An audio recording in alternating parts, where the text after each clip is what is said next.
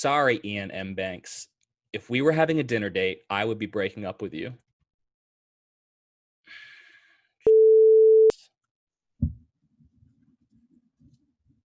Just stay on the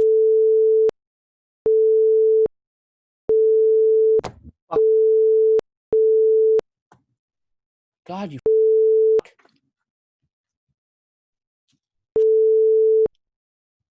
annoying.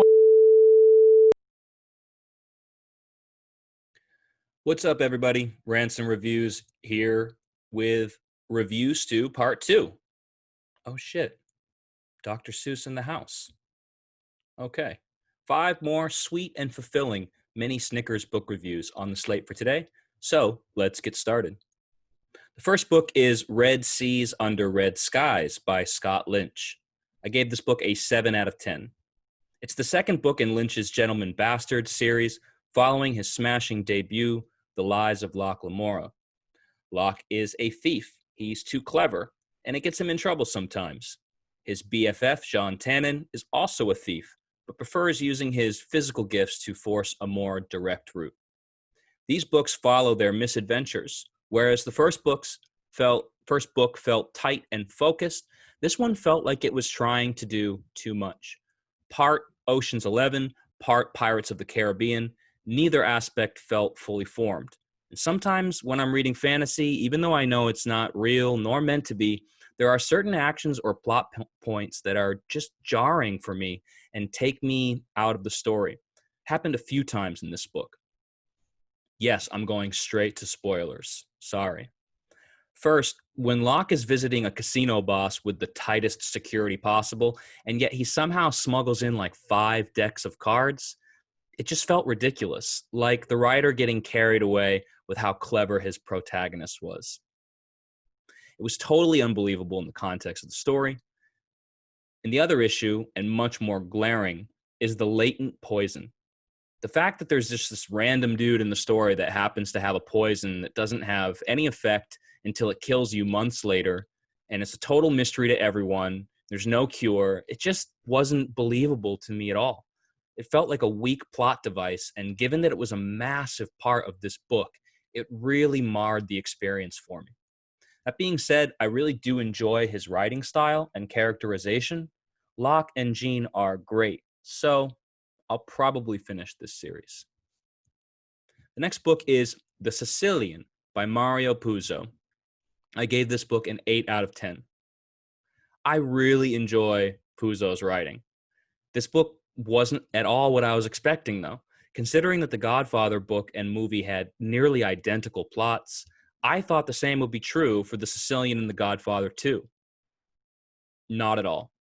This book barely features Michael Corleone at all, but rather spends the majority of its pages exploring the life of Giuliano, the beautiful bandit.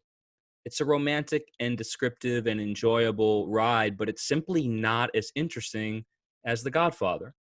I do love how he describes his characters, though. For example, on page 19, where he describes a Sicilian mob boss. Don Croce was almost as wide as he was tall. Thick gray hair, crinkly as a Negro's, carefully barbered, crowned a head massively leonine. His eyes were lizardly dark, 2 raisins embedded on top of heavily fleshed cheeks. These cheeks were 2 great slabs of mahogany, the left side plain smooth, the other creased with overgrown flesh. The mouth was surprisingly delicate, and above it was a thin mustache. The thick imperial spike of a nose nailed his face together. It's excellent writing, in my opinion. Even in The Godfather, Puzo isn't afraid to jump across to the other side of the country and tell an almost unrelated story after building interest in the Corleones. I praised him for this in the first book. I thought it provided an interesting contrast, but I think this book just takes it too far. We're here for the Corleones, and instead we're led on a sort of Sicilian fable that turns into a 400-page lesson for Michael. Still a great book, just don't expect The Godfather 2. The next book is The Elements of Style by William Strunk and E.B. White. I gave this book a 7 out of 10. As a teacher of the English language, I probably should have read this years ago, but I am glad to have finally completed it.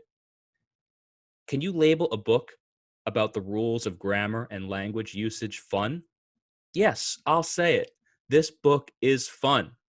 I've seen again and again the advice that you should write about what you're passionate about.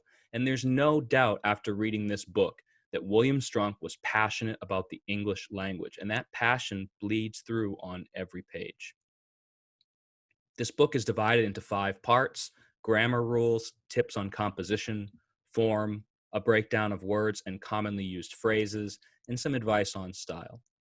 It's a brief book, and all sections offer some value, but almost all my favorite parts were in part 4, where Strunk basically goes on a ranting rampage against words and phrases he doesn't like, and I found myself cackling regularly, such as on page 53 when he describes the word meaningful as a bankrupt adjective, or on page 57 when he states that prestigious is a last resort adjective, and just because it's in the dictionary doesn't mean you need to use it. I'm also genuinely interested in his diatribe about the word they and using it as a pronoun to avoid having to choose between he and she. Strunk states definitively that he should always be used, that it's not sexist, it's accepted that it's the best word we have, and to just use it. Personally, I feel like we should just adopt the use of they, and as the exact sort of vague pronoun that works in all situations that Strunk loathes and advises against, I think it has its use. There are a few instances in this book where I disagree with what he's saying, but obviously I respect his expertise and honesty. And I'm honestly surprised at how little of this book feels outdated considering when it was written.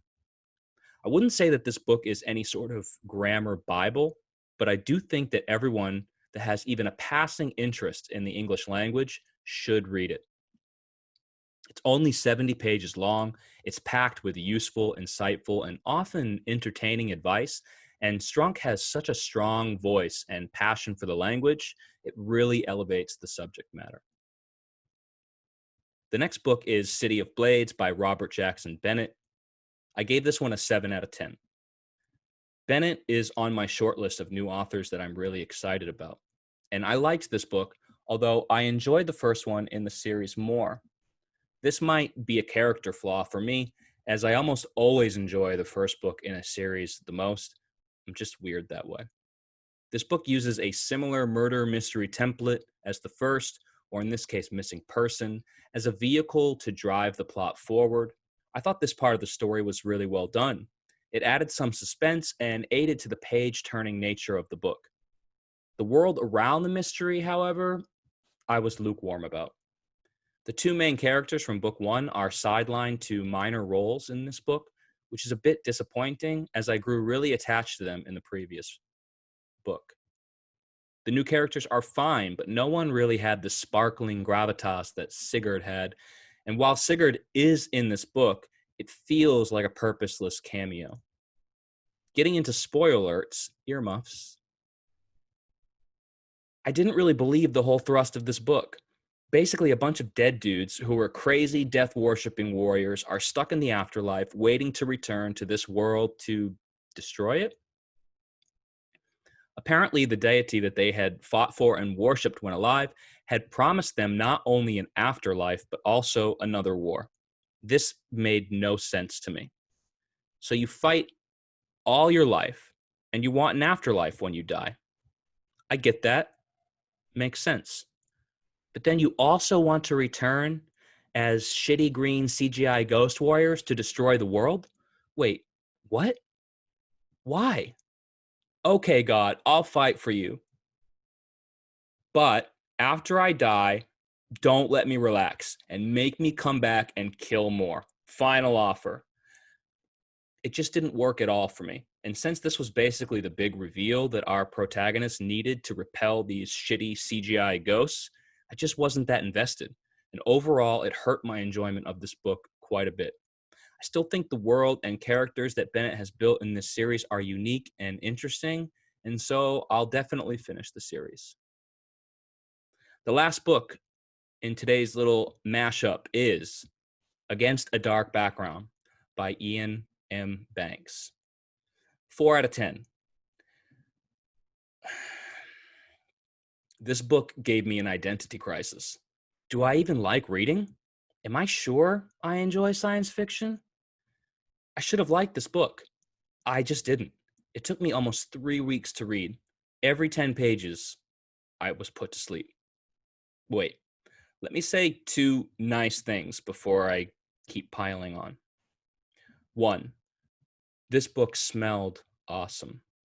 I got it from a used bookstore, and like many older books, the pages are yellowed and decaying and releasing that lovely scent of vanilla and almonds. God, I love that. Also, the prologue was great. It was the only part of the book I liked reading, to be honest. I wish it was a short story.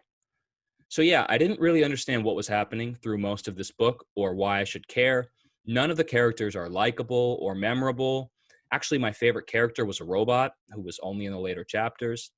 Now, I don't need likable characters to enjoy a book, but if the book focuses on a rapey cousin, two stepsisters, one delusional, one's a bitch, and you have a story that goes nowhere, that's going to be a problem. So, getting into spoilers a little bit, I skimmed a lot of this book because I just really wasn't feeling it at all. So, it's certainly possible that that hindered my comprehension. It's a chicken and egg quandary for me.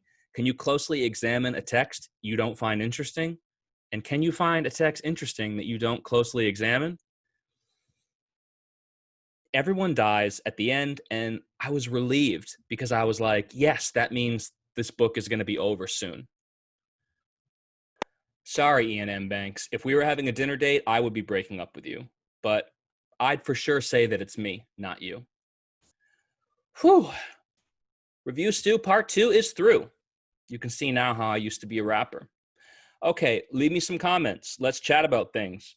Don't be frustrated with the slow progress in video quality because I actually recorded a bunch of videos together and then released them at different dates to trick you into thinking I'm doing things. Also, subscribe. Yeah, do that. If you are the lucky 50th subscriber, I'll send you some Slim Jims. So don't mess that up. And I'll see you next time on Ransom Reviews.